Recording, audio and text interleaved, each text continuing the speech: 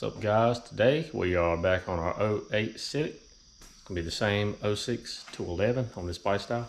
So we got two issues. We've got SRS airbag light and a check engine light. They've been on for a while. Been ignoring it because it runs good. It's my beat around, but I'm finally gonna get around to fixing everything. I've already kind of dove into it a little bit. I wasn't even gonna make a video, but I said, well, I might be having some of the same issues. So first, let's get our scan tool connected and we'll go through the codes and what they mean. Okay, so we're connected, and of course by SRS airbag light, I mean this one here. Looks like airbag, and check engine obviously is the yellow one. So first, let's look at our SRS. Okay, so here's the code I got, 2810, open in front passenger seat, belt buckle tensioner. So, we got a replacement. This is a used one. But we're going to pop her in there and see if they don't fix our problem. So the first thing we need to do is disconnect our negative on the battery, and then get these replaced out. It's going to be a bolt at each corner of the seat. We're going to pull those out.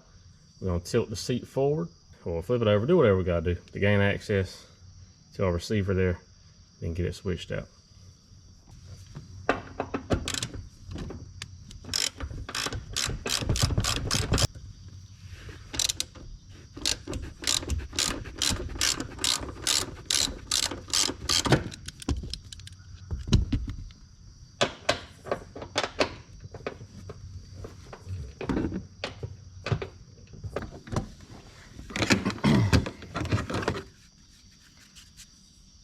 Over the back bolts, you have these covers you have to pop out the way.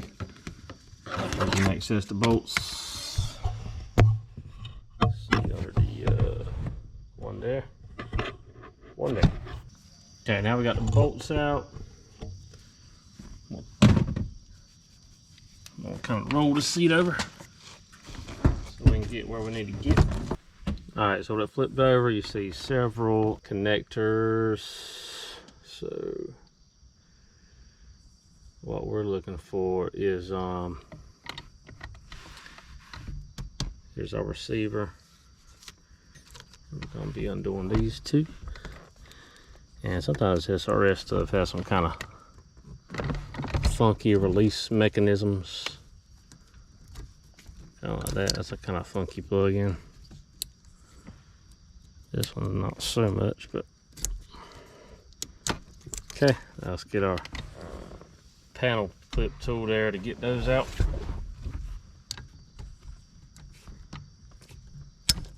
Let's just slide them out. The new ones don't have the whole piece attached, the new part.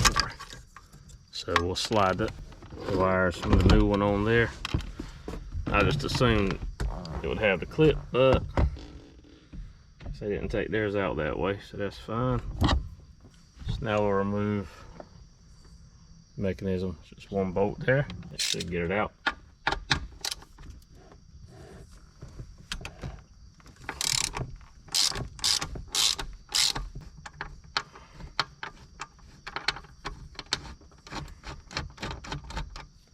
Okay.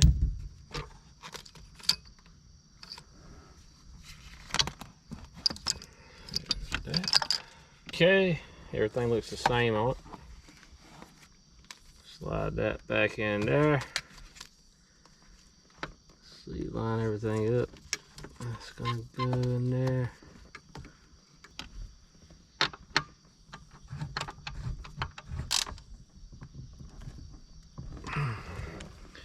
Alright, just be careful how you run your wiring. You don't want nothing that's gonna be anywhere where it can get pinched up with any of the sliding mechanisms. So just be, be aware of that.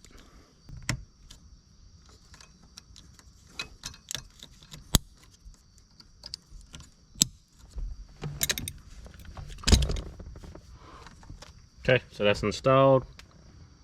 So really the thing left to do is put this back together, and we'll see what we got. So let's clear the memory.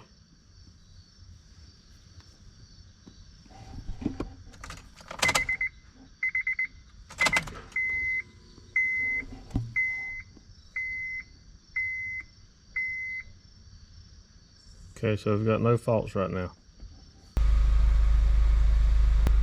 All right, so as you can see, the light is currently off, and you're probably thinking, well, I mean, you just reset it, so it could come back on. And it could, but typically, with this car, whenever I would unhook the battery or reset this or whatever, it would come back on basically instantly.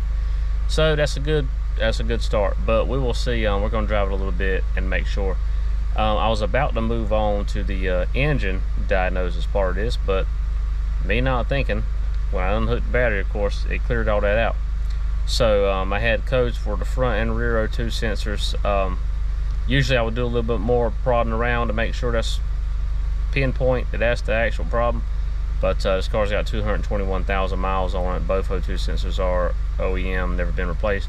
I typically recommend, especially a front O2 sensor, to me it's maintenance to change those out at around like 150,000 before you have any issues with it. You know, sometimes you can have some, you know, check engine light, you can have some hesitation on acceleration, reduced fuel economy. I've seen all this kind of things. So, you know, it is a wear item. So if you can do a 150K, change them out with some good reputable ones. Hondas are really peculiar about O2 sensors. So I already ordered the ones for this one. I ordered Denso's. So I feel good about Denso, you know, as an OEM manufacturer for a lot of stuff on these cars. So it should be in a couple days. So I guess I drive this car, you know, every day for the most part, or most days. So those will be in a couple days. By then the check engine light should come back on, so then we'll check it again. I'll guide you through that, and we should be able to see if our airbag light's going to come back on. So all right, so stay tuned, and I'll see you back in a couple days. Okay, actually just a quick drive around the block, and my codes returned. Airbag light's still off, but my check engine light's back on. Got two codes, one P1172 AF sensor, which is the front sensor, circuit out of range, and the second one is secondary heated O2 sensor, circuit signal stuck rich. All right, so we got two brand new Denso sensors coming, and we'll get our swapped out, and I'm pretty confident that's gonna get our issue squared away. Vehicle runs perfect, but we're just trying to get everything fixed up on this car because I've had a long time. I plan on keeping it, been driving it a lot, so just want to get all these little things squared away, because it doesn't take long for a few little things, and before you know it, you're driving a bucket. So we get all this stuff squared away. As soon as these sensors come in, we'll get right back on it. All right, guys, so we just got our new O2 sensors. We got the Denso ones. So I don't recommend going cheap. So we got our Densos, we got our front and our rears. So this is what we're going to use installments. This is the old O2 sensor socket, and it should be easy peasy on this car. Everything's so easy to get to. Here's your upstream, and then your downstream is right there. So let's go ahead and jump on what we're going to do. Undo our electrical real quick, and then we'll get them swapped out. Right. So we'll have a release tab to slide it off of this bracket, and there'll be a tab here to disconnect the wiring harness. Right.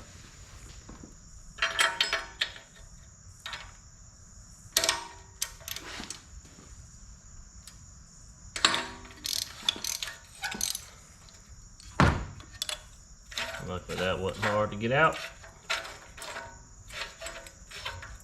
Okay. Yank it down, we'll get our new one put in. Okay, so anytime you're switching out an O2 sensor, you want to put some anti-seize on the threads. That way next time you go to do it, it won't be seized up in there. Now I recommend they make a copper anti-seize for more of a high temp application. This one is gray, don't know, but anyway, it came on this O2 sensor, so it should be up to snuff. So we're just gonna run with what they have. Let me get it started. There we go.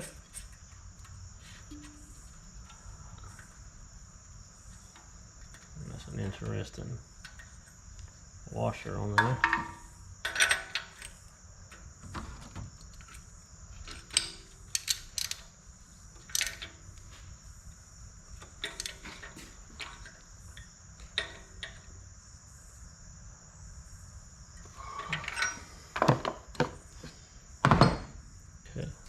hook our electrical back up. Actually, I'm gonna leave that loose just to give me a little bit more room here till we get our other one out. So the same exact process on this downstream.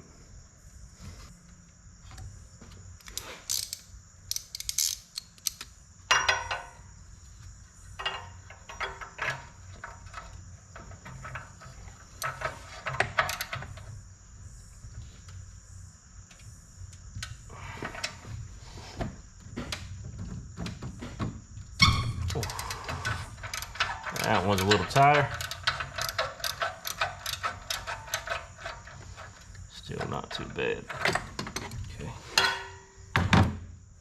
Spin that out by hand now.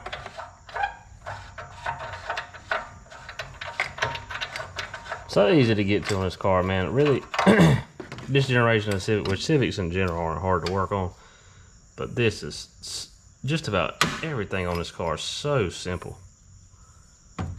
So friendly to work on.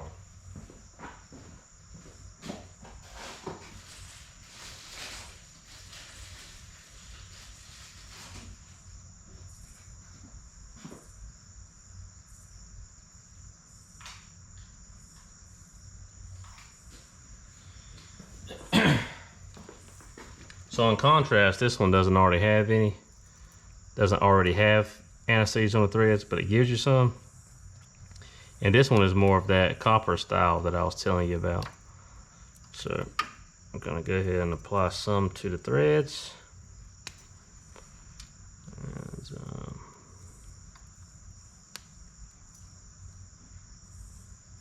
just trying to get none on the anywhere on the sensor itself, just on the threads.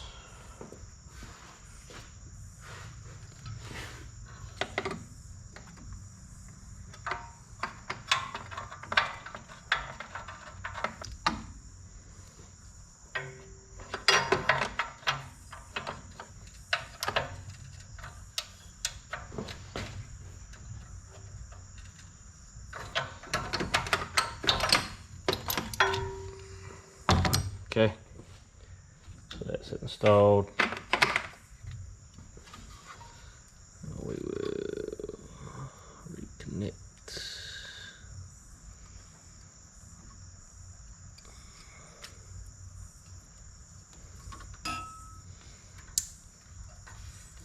Put it back in our bracket.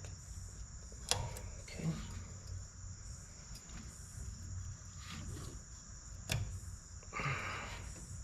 Okay, that's locked in. Do the same for this one.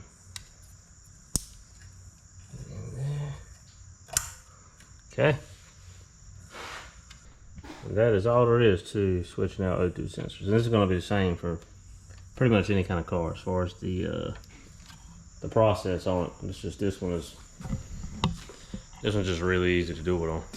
Some of them are a little more annoying. And of course, you know, you get cases where it'll be stuck and seized in there, but we got out lucky on that. Also, getting a little better view on our O2 sensor socket. So this has a relief cut out in it for your wire to come out. So this was cheap, maybe like 10 bucks. Okay, now that we got them swapped out, we're going through our scan tool to just clear all any of our codes. And there might not be any here right now. I disconnected the battery because I had a little corrosion on the post, so I cleaned that. Just wanted to make sure there wasn't any stored codes. I'm gonna clear anyway. And there we go. Okay, so we're gonna fire it up and just make sure nothing returns. We're gonna do a quick drive with it.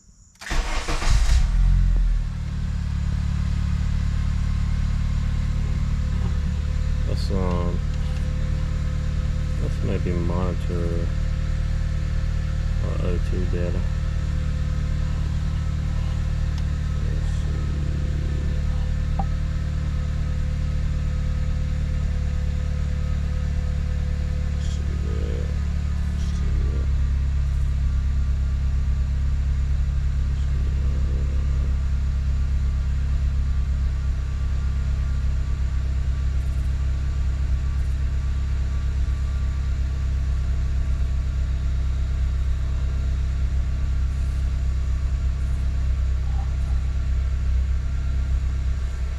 reading our air fuel ratio.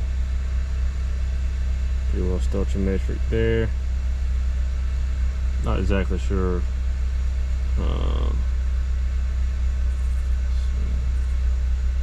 Okay, yeah, we got that. Heater's on, and we're gonna short and long-term fuel trim.